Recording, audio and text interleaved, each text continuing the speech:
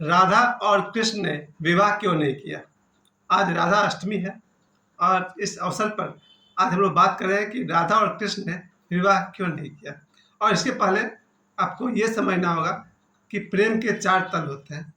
इन 4 तल की हम बात करेंगे तो हम समझ जाएंगे कि भगवान श्री कृष्ण और राधा रानी ने विवाह क्यों नहीं किया। पहला तल है, वो है विवाह का प्रेम। मैं 4 तरह के प्रेम की बात कर रहा हूँ। सबसे पहले मैं विवाह वाले प्रेम की बात कर रहा हूँ।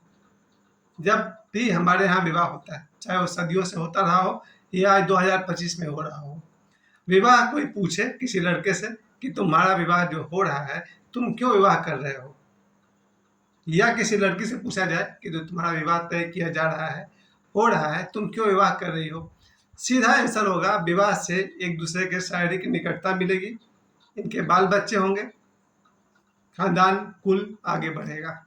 इसलिए इसमें गोत्र मिलाते हैं, कुछ लोग जाति मिलाते हैं और बहुत तरह का मिलान करके जो कहना 36 गुण वाली बात। तो पहला जो प्रेम है वो है विवाह का प्रेम। और विवाह का प्रेम का उद्देश्य क्या है? बिल्कुल उसमें काम वासना भी है, बेटे बेटी का जन्म होगा और बहुत सारी लंबी बातें आप सभी को पता है। तो ये है पहला प्रेम, विवाह, जो मुझे लगता है समाज में 90% आदमी को, 95% आदमी को यही वाला प्रेम होता है, विवाह वाला प्रेम। जैसे मेरे दादाजी हैं, मेरे पिताजी हैं, मेरे भाई हैं, या कोई भी आदमी जितने को मैं जानता हूँ, अधिकांश के जीवन में जो प्रेम है वो है विवाह का प्रेम। उससे ऊपर आएगा प्रेमी प्रेमिका वाला प्रेम। ये मेरे कुल खानदान में अगर 30 लोग हैं, उनमें से 1, 2, 3, 4 लोग को ये प्रेम भी हुआ है।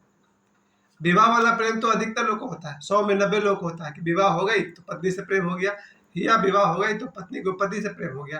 लेकिन ये जो प्रेम है प्रेमी और प्रेमिका वाला, ये 100 में 10 लोगों को होता है, बाकी 90 लोगों को नहीं होता है, क्योंकि बाकी 90 का काम तो विवाह करने से ही चल जाता है। लेकिन ये जो 10 लोग हैं, उन्हें प्रेमी और प्रेमिका वाला प्रेम होता है। अब इसका भी कारण बहुत बहुत सारे कारण होते हैं। वैसे तो प्यार होने का कोई कारण होता नहीं है, लेकिन कोई आदमी फिल्म देखता रहा है तो फिल्म देखते देखते उसको लगा कि उसको प्यार हो गया।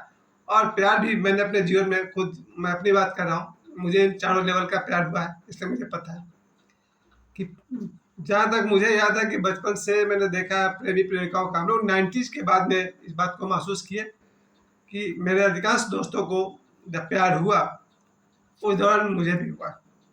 तब मुझे समझ में आया कि जो प्रेमी प्रेमिका का प्यार है, ये बड़ा ऊंचे लेवल का प्यार होता है। इस प्यार में, विवाह वाला प्रेम में क्या है, माता पिता और अगुआ, ये 3 लोग फैसला करते हैं कि विवाह किससे होगा, यानी किससे प्रेम करना है। फिर से रिपीट कर दूं, माता पिता और अगुआ तय करेंगे किस लड़का को किस लड़की से जीवन भर प्रेम करना है, या फिर किस लड़की को जीवन भर किससे प्रेम करना है। ये अधिकार लड़के और लड़की को नहीं है कि वो पति चुने या पत्नी चुने। कोई भी लड़का, उसके माता पिता और अगुआ जहाँ शादी कराएंगे उससे शादी करनी है, उसी से प्रेम करना है। इस प्रेम का नाम है विवाह वाला प्रेम। उसके ऊपर है प्रेमी और प्रेमिका। यहाँ न माँ है, न बाप है, न भाई है, न दोस्त है। यहाँ एक लड़की फैसला करती है कि उसे किससे प्यार हुआ है, या एक लड़का फैसला करता है कि उसे किससे प्यार हुआ है। ये है उससे थोड़ा सा ऊपर का प्रेम है, क्योंकि इसमें मामला हृदय का है, हार्दिक है, दिल का मामला है।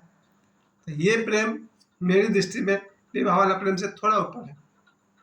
क्योंकि विवाह वाला प्रेम में मैंने एक मजाक हमेशा उड़ाया है कि अगर मेरी शादी किसी लड़की से होती है, वो मुझसे प्रेम कर रही है, तो अगर वो शादी किसी और से हुआ होता तो किसी और से प्रेम करती, या और किसी और से हुआ होता तो उससे प्रेम करती।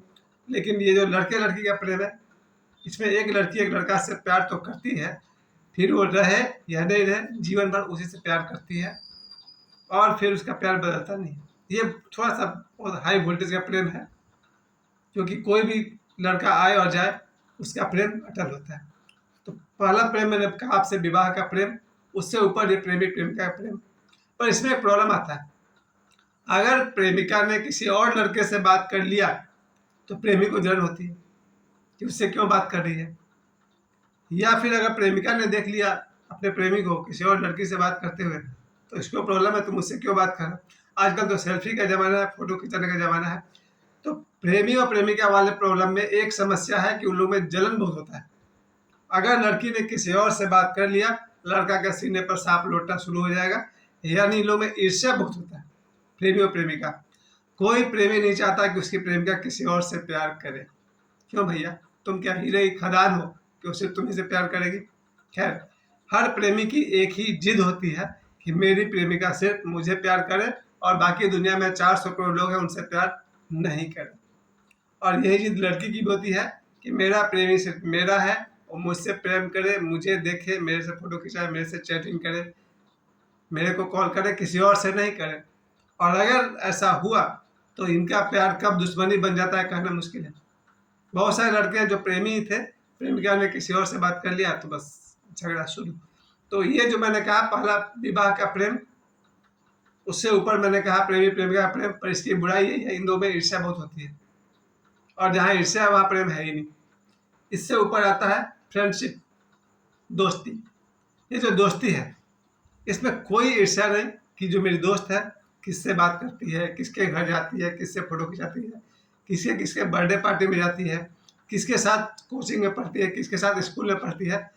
इसमें कोई भी प्रश्न नहीं होता है। दोस्ती में सवाल होता ही नहीं है। No sorry no thank you. दोस्ती का जो प्रेम है इन दोनों से ऊपर है, विवाह से भी और लव अफेयर से भी। फ्रेंडशिप, फ्रेंडशिप का मतलब है कि एक लड़का और एक लड़की एक दूसरे के मामले में दखल नहीं देते। कोई भी लड़की यानी कि मेरी दोस्त किसी से भी बात करे मुझे कोई प्रॉब्लम नहीं, किसी के साथ घूमने जाए, किसी के साथ फिल्म देखने जाए, किसी के साथ पार्क में घूमे, किसी के साथ पार्टी में जाए, किसी के साथ कहीं भी जाए, एक दोस्त कभी उससे सवाल नहीं करता है। और इसके विपरीत भी कोई लड़का किसी लड़की के साथ घूमे फिरे, बात करे, जो भी करे, उसकी जो गर्लफ्रेंड है उससे कभी कोई सवाल नहीं करती, क्योंकि दोस्ती में एक दूसरे पर मालकियत नहीं होती है। जी हाँ, मैं फिर से कह दूँ, दोस्त, जब आपको एक लड़का एक लड़की को दोस्ती होती है, इन लोग में जलन नहीं होता है और एक दूसरे के मामले में लोग इंटरफेयर नहीं करते हैं, एक दूसरे को ये लोग भरपूर फ्रीडम देते हैं, इसलिए दोस्ती जीवन भर चलती है। जिस दोस्ती में मैं किसी लड़की पर कोई पाबंदी नहीं लगाऊं, वो जिससे चाहे बात करे, जहाँ भी जाए, वो दोस्ती मेरी जीवन भर टिक सकती है, क्योंकि मैंने कहीं भी उसके ऊपर अपनी मालकियत दिखाई ही नहीं।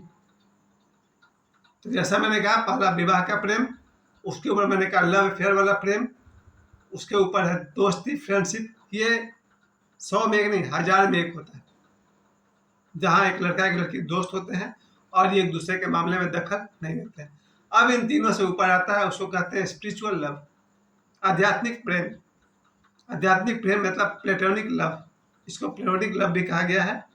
आध्यात्मिक प्रेम का मतलब होता है जब एक लड़का एक लड़की से सिर्फ इसलिए प्रेम करता है क्योंकि उसे प्रेम अनुभव हो रहा है। हमारी आध्यात्मिक यात्रा में जब कोई व्यक्ति साधक होता है, ईश्वर को पाना चाहता है, आत्म साक्षात्कार करना चाहता है, एनलाइटन होना चाहता है, और वैसे में जब उसको किसी लड़की से प्रेम होता है और उस लड़की का उपयोग वो केवल आध्यात्मिक उन्नति के लिए करता है, आध्यात्मिक विकास के लिए करता है, अपने मूलाधार से सहस्त्रार की ओर जो उसके आध्यात्मिक ऊर्जा जाती है उसके लिए, तो ऐसा प्रेम जो मनुष्य में ईश्वर को मिला दे उसे आध्यात्मिक प्रेम कहते हैं। और यही आध्यात्मिक प्रेम था राधा और कृष्ण के बीच में। यानी कि राधा और कृष्ण के बीच में आध्यात्मिक प्रेम था, जिस पर ओशो एक कथा भी कहते हैं कि एक बार भगवान कृष्ण से किसी ने पूछा कि आप राधा से इतना प्रेम क्यों करते हैं। रुक्मिणी ने पूछा था कि आप राधा से इतना प्रेम क्यों करते हैं। भगवान कृष्ण ने कहा समय आने पर पता चल जाएगा। एक दिन भगवान कृष्ण ने नाटक किया और कहा कि मेरे पेट में बहुत दर्द है। तो किसी वैद्य को बुलाया गया। वैद्य ने कहा बड़ा आसानी सी बात है, टोटका करना पड़ेगा।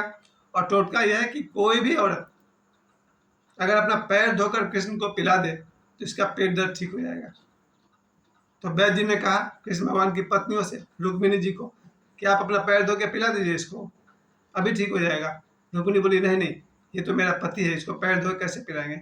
और इस तरह से सत्यभामा भी पीछे हट गई, जामवंती पीछे हट गई, भगवान कृष्ण की 8 पत्नियां पीछे हट गई। और गांव में कोई भी लड़की, कोई भी औरत ऐसी नहीं थी जो अपना पैर धोकर कृष्ण को पिलाने को तैयार थी। कोई बोलती थी मेरा बेटा समान है, कोई बोलता है मेरे बाप समान है, कोई बोलता है मेरा भाई समान है, कोई बोलता है ईश्वर का साक्षात रूप है। किसी ने भी भगवान कृष्ण को अपने पैर धोकर नहीं पिलाए। तभी ये खबर पहुंच गई राधा तक।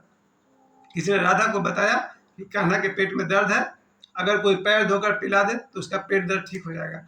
राधा दौड़ी हुई आई और अपना पैर पानी के गमले में डाला, पैर धोई और कृष्ण को पिला दिया।